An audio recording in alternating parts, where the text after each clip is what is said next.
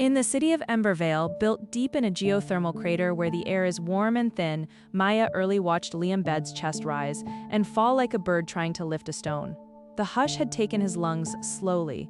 First the cough, then the staining of the sheets, then the stillness that crept into his sleep. She pressed her palm to his chest and whispered that his heart beat for both of them. When Collector came in his brushed gray suit with the dark mirror faceplate, Maya begged for one more night. The Collector agreed to wait. She sang to Liam until sleep took her. When she woke, the cradle was empty and the clock had stopped. Maya, grieving, ran toward the transit shaft, her boots slapping the metal grill, but Vesper Scene stood waiting. Vesper, keeper of the memory archive, blind, her eyes sewn shut with fine thread. She had every song ever sung in Ember-Veil recorded on wax, but she did not have Maya's. "Sing them all," she said, "every lullaby, every hum, every broken note." Maya's singing sang until her voice frayed to threads, and with each note something left her body, golden threads of sound snapping and fading. When she had nothing left, Vesper pointed the way through the transit tunnel into the old sector. The dead forests. The old sector had not been maintained in decades. The air was colder here, dead forests stretching into darkness, skeletal trunks turned to stone by time and poison. At the crossroads stood Thorn Scene, her arms and face striped with white scar tissue, a mask of woven fibers over her mouth. She broke a branch from the last living thorn bush and demanded Maya warm it against her heart. Maya, bleeding, pressed the thorns to her sternum, blood welling, and the dead branch began to change. Green shot up from the wood, tiny leaves unfurled, buds swelled and opened into white flowers. Thorn touched a single petal and whispered that the old songs were right, a mother's heart could make dead things live.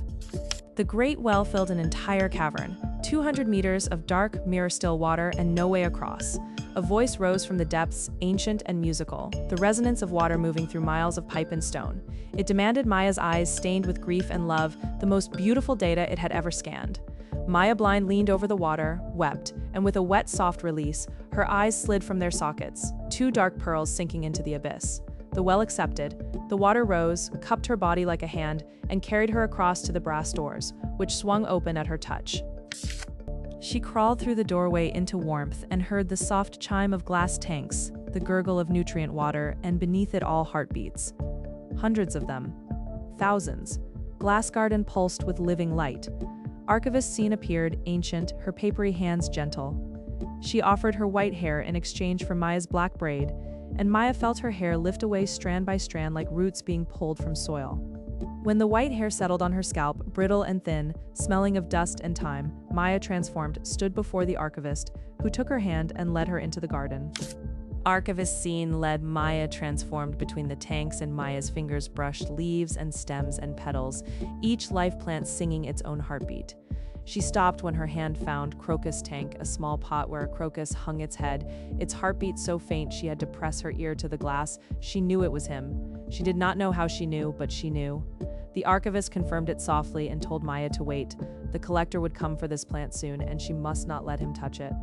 Cold swept through Glass Garden as Collector entered, his footsteps unhurried and mechanical. Maya threw herself over Crocus Tank. But he breathed on her hands, a cold like the vacuum of space, and her fingers went numb and useless. She lunged and seized the crocus pot with one hand and silver-leaf tank from a neighboring tank with the other. Maya, defiant, held them both aloft, roots trailing, and swore she would tear every plant from the garden unless he returned her son. Collector reached into his suit and produced two dark pearls. Maya's eyes fished from the reservoir, clearer than before. Maya, transformed, raised them to her sockets, and the world snapped back into focus, blazing with light she had never seen.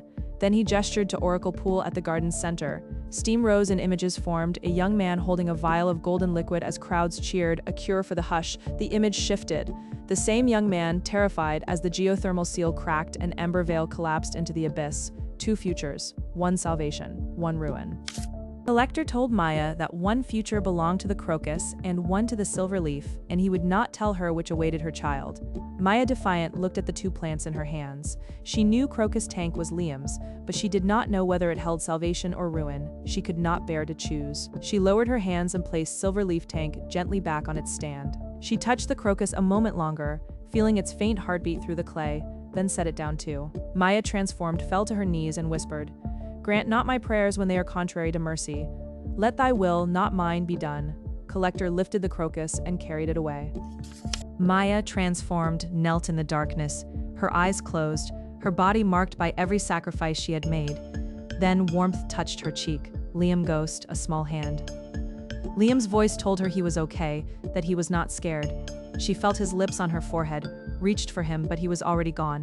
The brass doors closed with a final thud.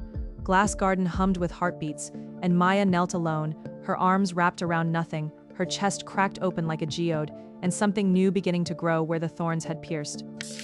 Maya transformed rose and walked through Glass Garden, her hand trailing along the tanks, feeling the heartbeats of all the living above Ember-Veil. In the poison sky, a single point of light flickered and held steady. Collector had passed through the final door, and somewhere in an unknown land, Crocus Final bloomed in darkness, its petals open to an unseen light. For the ones we let go,